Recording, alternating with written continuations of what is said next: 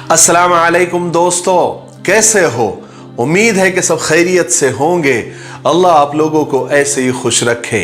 सरकार दो आलम सल्लल्लाहु अलैहि वसल्लम की पूरी जिंदगी पर बनने वाली वीडियो सीरीज जिसका नाम मोहम्मद सबके लिए है सल्लल्लाहु अलैहि वसल्लम, ये उसका 29वां हिस्सा यानी पार्ट 29 है। थोड़ा हम रिकैप कर लेते हैं कि हमने 28वें हिस्से में क्या सुना।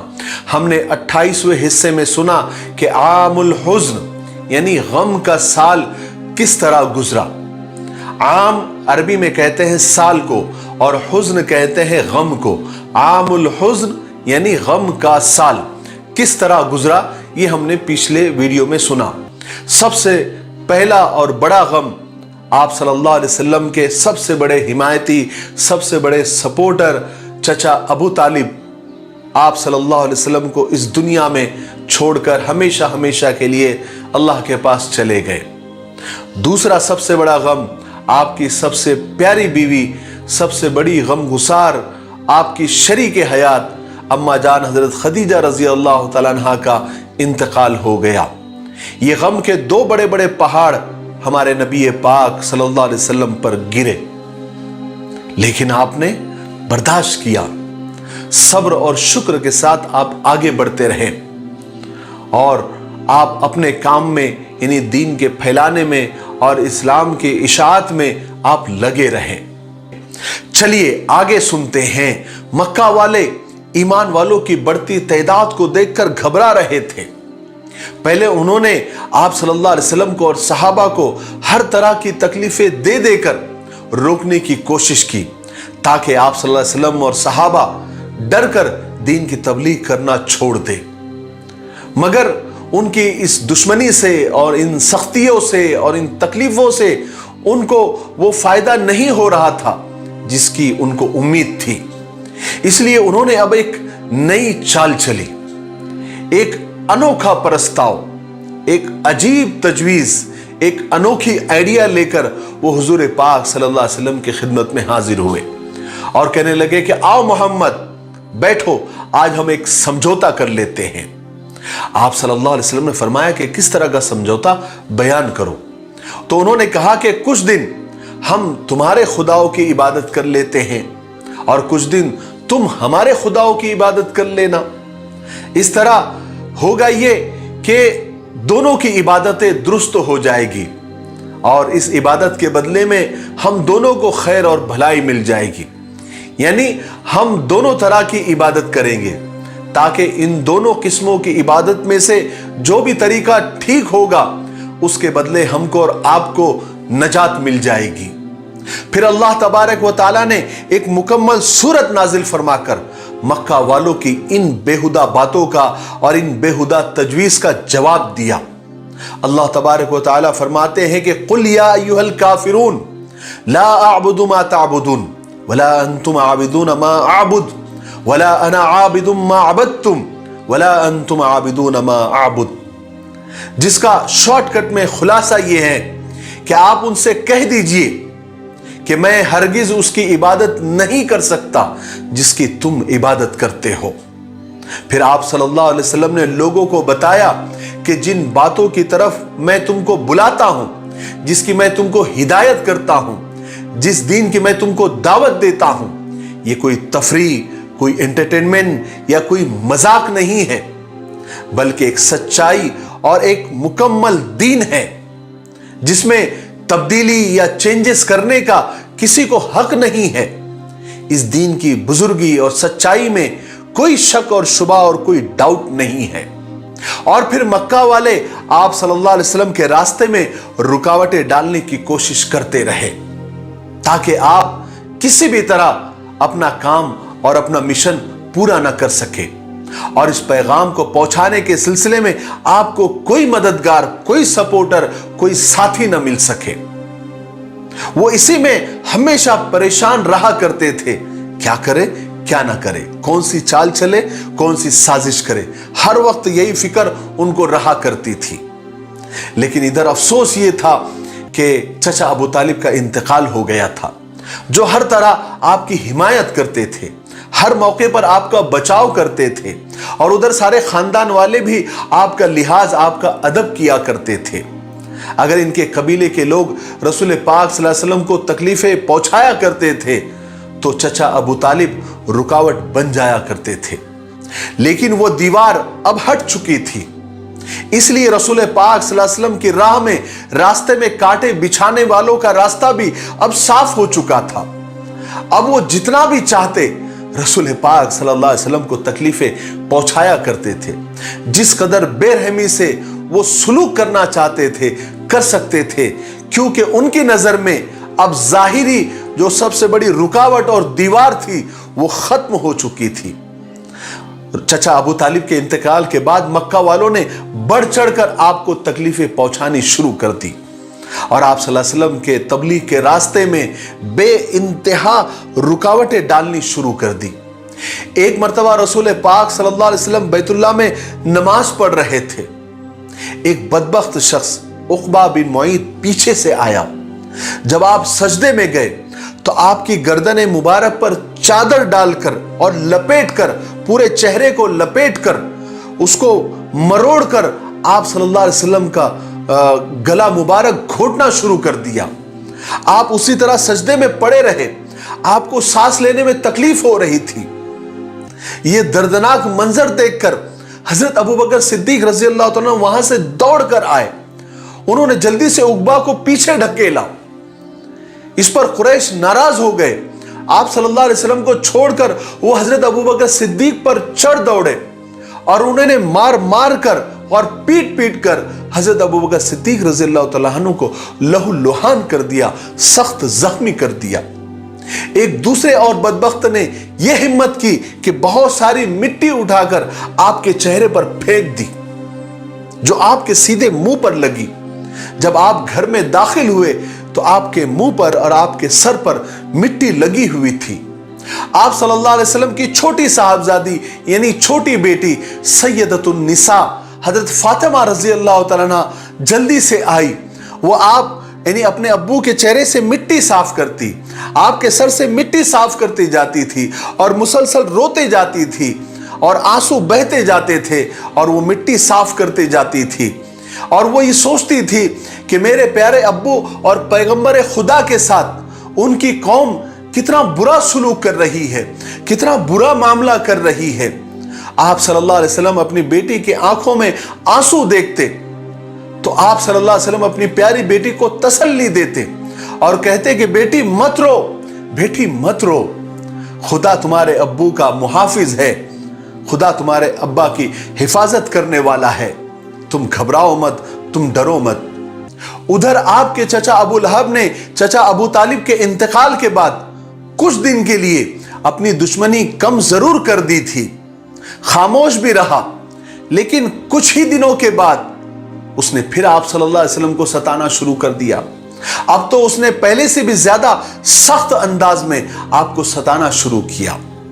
چنانچہ رسول پاک صلی اللہ علیہ وسلم کو ابو لہب اور اس کی بیوی ام جمیل کی طرف سے اتنی تکلیفیں پہنچائی گئی، اتنی تکلیفیں پہنچائی گئی جس کی کوئی حد نہیں۔ اور دوسری طرف ابو جہل، اس کا تو روزانہ کا یہ کام تھا کہ وہ صبح شام آپ صلی اللہ علیہ وسلم کے راستے میں بیٹھ جایا کرتا تھا، اور جب آپ صلی اللہ علیہ وسلم آتے یعنی اس راستے پر آتے تو ابو جہل غنڈوں کو اور بدماشوں کو ابھارتا اور کہتا کہ جاؤ اس کو ستاؤ، محمد کو ستاؤ، پریشان کرو۔ چنانچہ وہ گنڈے اٹھتے، آپ کو گالیاں دیتے، آپ کو برا بھلا کہتے اور الگ الگ آوازیں کستے، سیٹیاں بجاتے۔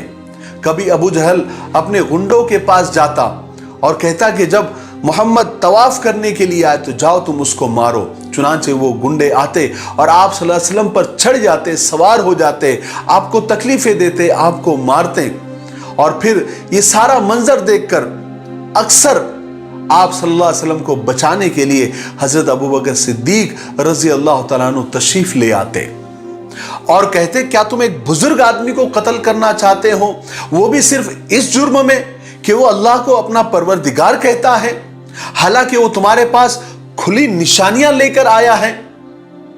जब हजरत अबू बकर सिद्दीक रजी अल्लाह तआला अन्हु उन लोगों को रसूल पाक सल्लल्लाहु अलैहि वसल्लम के साथ छेड़ने से रोकते तो वो हजरत अबू बकर के सामने जमा हो जाते, चारों तरफ जमा हो जाते, फिर धक्के मारना शुरू कर देते ताकि वो रसूल खुदा सल्लल्लाहु अलैहि वसल्लम के सामने से हट जाए। लेकिन हजरत अबू बकर सिद्दीक रजी अल्लाह तआला अन्हु आप सल्लल्लाहु अलैहि वसल्लम की हिफाजत आखिरी दम तक करते, खुद चोटें खाते रहते और जरा भी नहीं घबराते थे।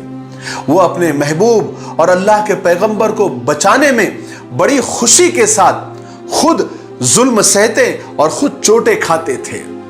जब कभी मक्का वाले आप सल्लल्लाहु अलैहि वसल्लम पर इस तरह जुल्म करते थे, आपको जब इस तरह सताते थे, तो आप सल्लल्लाहु अलैहि वसल्लम निहायत अफसुर्दा लहजे में बार बार ये जुमला दोहराया करते थे कि खुदा की कसम, मेरे चचा अबू तालिब की जिंदगी में कुरैश ऐसी कभी हरकत नहीं कर सके थे।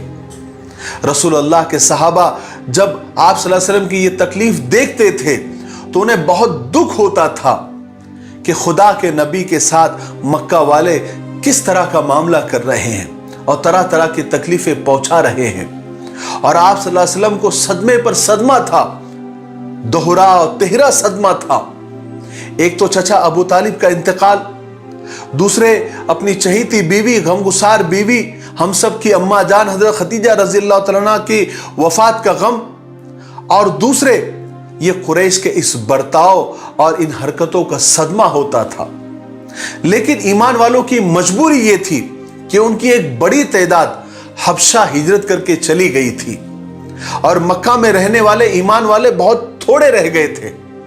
इसलिए ना वो मक्का वालों का मुकाबला कर सकते थे, ना उनका कुछ बिगाड़ सकते थे।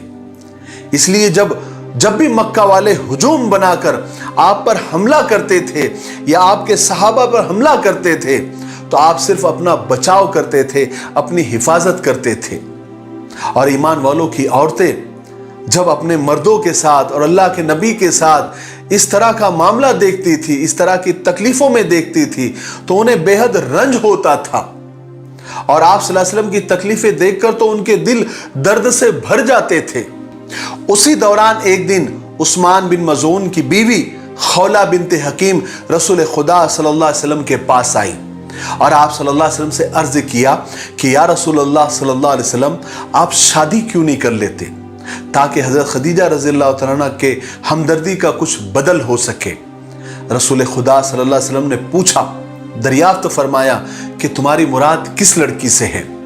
तो हजरत खौला ने फरमाया कि एक बेवा है और एक कुंवारी है। आपने पूछा कि कौन है? तो हजरत खौला ने जवाब दिया, एक तो आपके चहीते दोस्त जो आपको खुदा की मखलूक में सबसे ज्यादा पसंद है, हजरत अबू बकर सिद्दीक रज़ी अल्लाह तआला अन्हु, उनकी बेटी आयशा है जो कुंवारी है। आप सल्लल्लाहु अलैहि वसल्लम ने पूछा कि बेवा कौन है?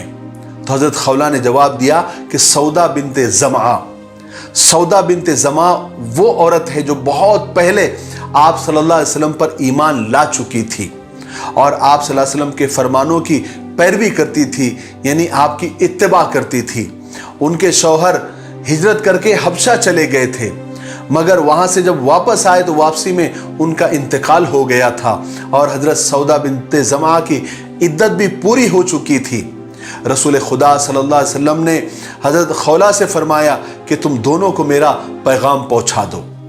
फिर हजरत खौला सबसे पहले हजरत आयशा की अम्मी यानी हजरत अबू बकर की बीवी हजरत उम्मे रुमान रज़ी अल्लाह तआला अन्हा के पास गई और हजरत उम्मे रुमान से कहा कि खुदा ताला ने तुम पर बहुत बड़ी खैर और बरकत नाजिल फरमाई है। मुझे रसूल पाक सल्लल्लाहु अलैहि वसल्लम ने आयशा के लिए निकाह का पैगाम देकर भेजा है। हजरत उम्मे रुमान ने फरमाया कि खुदा ने चाहा तो ये बहुत मुबारक रिश्ता है, लेकिन उनके वालिद हजरत अबू बकर आने तक ठहरो। फिर हजरत अबू बकर सिद्दीक रज़ियल्लाहु अन्हु तशरीफ लाए और जब हुजूर के निकाह का पैगाम सुना तो निहायत खुशी और फख्र के साथ अपनी बेटी से रसूल पाक सल्लल्लाहु अलैहि वसल्लम का रिश्ता मंजूर कर लिया। उसके बाद हजरत खौला हजरत सौदा के पास गई और उनसे कहा कि तुम पर बहुत बड़ी खैर और बरकत अल्लाह ने नाजिल फरमाई है। हजरत सौदा को बड़ा ताज्जुब हुआ। उन्होंने पूछा कि तुम्हारा क्या मतलब है, इससे क्या मुराद है? تو حضرت خولہ نے جواب دیا کہ مجھے رسول پاک صلی اللہ علیہ وسلم نے تمہارے پاس اپنا نکاح کا پیغام دے کر بھیجا ہے۔ حضرت سودا نہایت خوش ہو گئی اور کہا کہ جا کر میرے ابا سے اس کا تذکرہ کر دو۔ چنانچہ حضرت خولہ حضرت سودا کے ابا کے پاس گئی اور یہ رشتے کا تذکرہ کیا تو حضرت سودا کے جو والد تھے وہ نہایت خوشی سے جھوم اٹھے اور انہوں نے کہا کہ مجھے یہ رشتہ منظور ہے۔ چنانچہ یہ دونوں نکاح ہو گئے اور حضرت سودا کی رخصتی تو فوراً ہو گئی، لیکن حضرت عائشہ رضی اللہ تعالیٰ عنہ چونکہ چھوٹی تھی اس لیے صرف نکاح ہوا، رخصتی نہیں ہوئی، رخصتی بعد میں ہوئی۔ اس کی اور تفصیل آپ کو آگے کے حصوں میں بھی بتائی جائے گی۔ آج کے لیے اتنا کافی ہے، اس لیے آج ہم یہی پر رکتے ہیں کیونکہ ویڈیو اب زیادہ لمبا ہو رہا ہے۔ ہم آنے والے 30ویں حصے میں یعنی پارٹ 30 میں ہم سنیں گے طائف کا دردناک واقعہ۔ آپ کتنی امیدوں کے ساتھ طائف گئے کہ کم سے کم مکہ والے نہیں مان رہے ہیں تو طائف والے مان جائیں گے، وہاں سے بہت سارا سپورٹ ملے گا، وہاں سے بہت سارے ایمان والے مجھے مل جائیں گے۔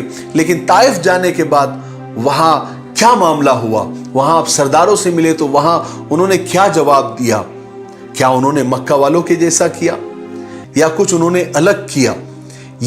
اور پھر آپ جب طائف سے واپس ہوئے تو پھر آپ کے ساتھ کیا عجیب عجیب واقعات ہوئے، اور جنات کی ایک جماعت سے بھی آپ کی ملاقات ہوئی، جناتوں نے آپ سے کیا کہا، یہ ساری تفصیل آپ کو انشاءاللہ 30ویں حصے میں یعنی پارٹ 30 میں سننے کو ملے گی۔ تب تک آپ تھوڑا انتظار کریں اور آپ اپنی ذمہ داری کو نہ بھولیں، اور آپ کا یہ اخلاقی فرض ہے کہ ان سیریز کے ویڈیوز کو آپ زیادہ سے زیادہ شیئر کریں اور ان ویڈیوز پر اچھے اچھے کمنٹس کر کے ہمارے ہمت اور حوصلے کو آپ بڑھاتے رہیں۔ انشاءاللہ آپ ایسا ضرور کریں گے کیونکہ آپ لوگ بہت اچھے ہیں۔ اللہ تعالیٰ آپ کو خوش رکھے۔ تب تک میرے لیے، پوری امت کے لیے اور پوری انسانیت کے لیے خیر اور بھلائی کی دعا کرتے رہیں۔ السلام علیکم ورحمۃ اللہ وبرکاتہ۔